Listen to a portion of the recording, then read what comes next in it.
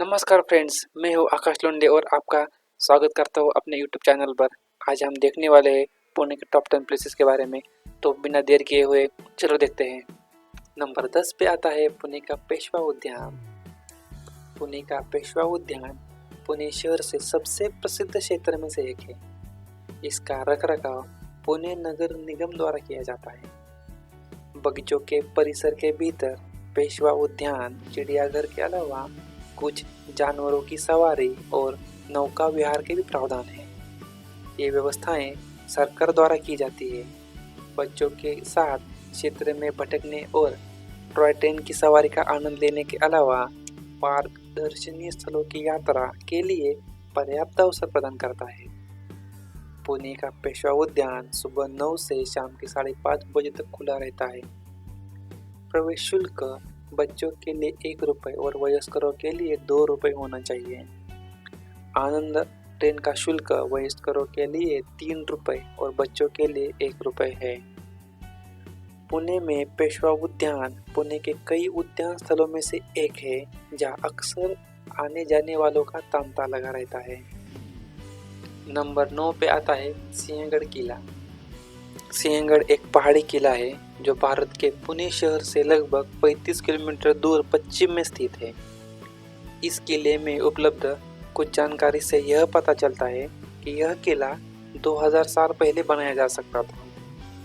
कुंडनेश्वर मंदिर की गुफाएं और नक्शी उसी के प्रमाण के रूप में है। सिंहगढ़ रणनीतिक रूप से अपनी बेहद ढलान के कारण प्राकृतिक सुरक्षा प्रदान करने के लिए बनाया गया था। किले में प्रवेश करने के लिए 2 द्वार हैं, कल्याण दरवाजा और पुणे दरवाजा, जो क्रमशः दक्षिण पूर्व और उत्तर पूर्व में स्थित है। किला रणनीतिक रूप से अन्य मराठा साम्राज्य किलों जैसे कि राजगढ़ किला, पुरंदर किला और तोरणा किला के केंद्र में स्थित है। 1670 में छत्रपति शिवाजी महाराज ने अपने सूबेदार तानाजी मालुसरे के माध्यम से यह किला तीसरी बार संगठित किया था। नंबर 8 पे आता है impress garden. Impress garden Pune Solapur road से सटा है। यह एक बड़ा बगीचा है जो लगभग 59 एकड़ क्षेत्र में को कवर करता है। पुणे का इम्प्रेस गार्डन मूल रूप से वनस्पति उद्यान है जो पुणे रेस कोर्स के पास स्थित है। यह कई प्रकार के फल और फूल वाले पेड़ हैं। पुणे के इम्प्रेस गार्डन में पिकनिक के लिए अक्सर लोग बड़ी संख्या में आते हैं। पुणे का इम्प्रेस उद्यान पुणे शहर के सबसे अधिक वारंवार और लोकप्रिय उद्यान स्थलों में से एक है। यह एक बड़ा पिकनिक स्पॉट है। नंबर 7 पे आता है राजा दिनकर केळकर संग्रहालय। डॉक्टर दिनकर जी केळकर ने 1859 टू 1990 का संग्रह है जो उनके इकलौते बेटे राजा की याद में समर्पित है।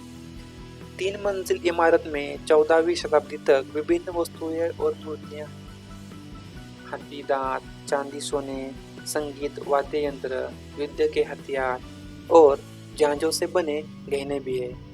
संग्रह 1920 के आसपास शुरू किया था और 1960 तक इसमें लगभग 15,000 वस्तुएं थीं।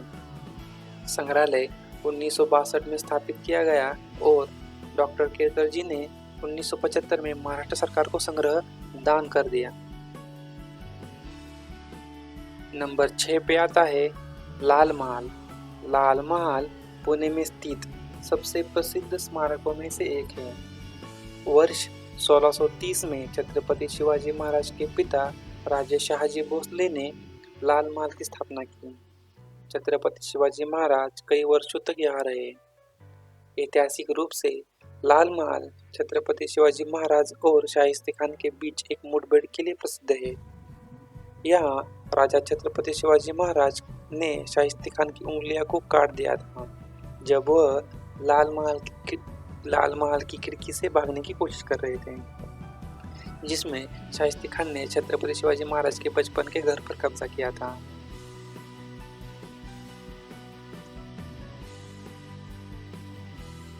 नंबर 5 पे आता है राजगढ़। राजगढ़ एक पहाड़ी किला है जो पुणे जिले में स्थित है।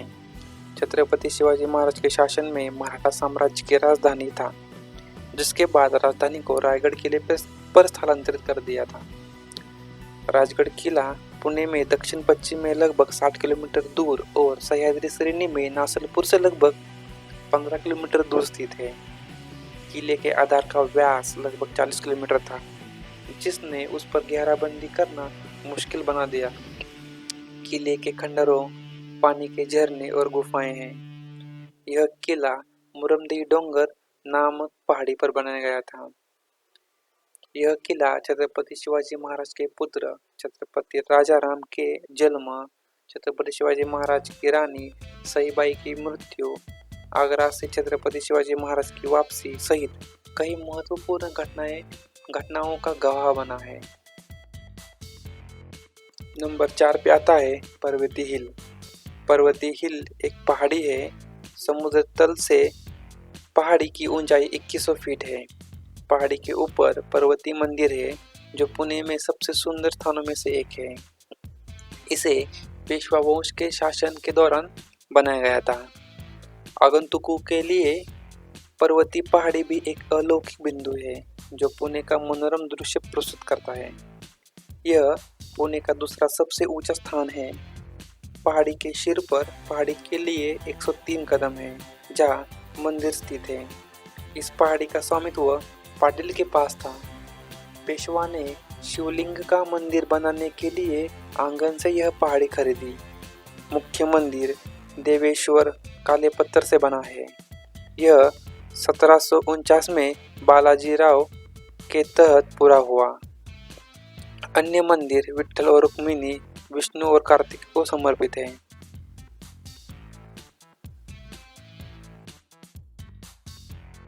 नंबर 3 पे आता है आगा खाना पैलेस।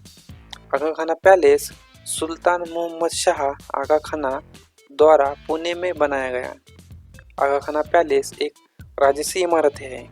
यह महल भारतीय स्वतंत्रता आंदोलन से निकट से जुड़ा हुआ है, क्योंकि इसमें महात्मा गांधी, उनकी पत्नी कस्तूरबा गांधी, उनके सचिव महादेव देसाई और सरोजिनी नायडू के लिए जेल के रूप में सेवा की थी।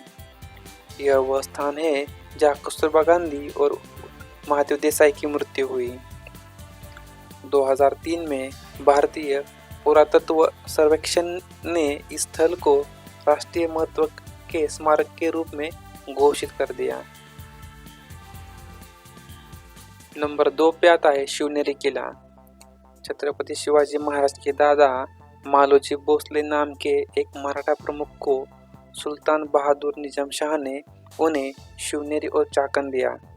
छत्रपति शिवाजी महाराज का जन्म 19 फरवरी 1630 को किले में ही हुआ था।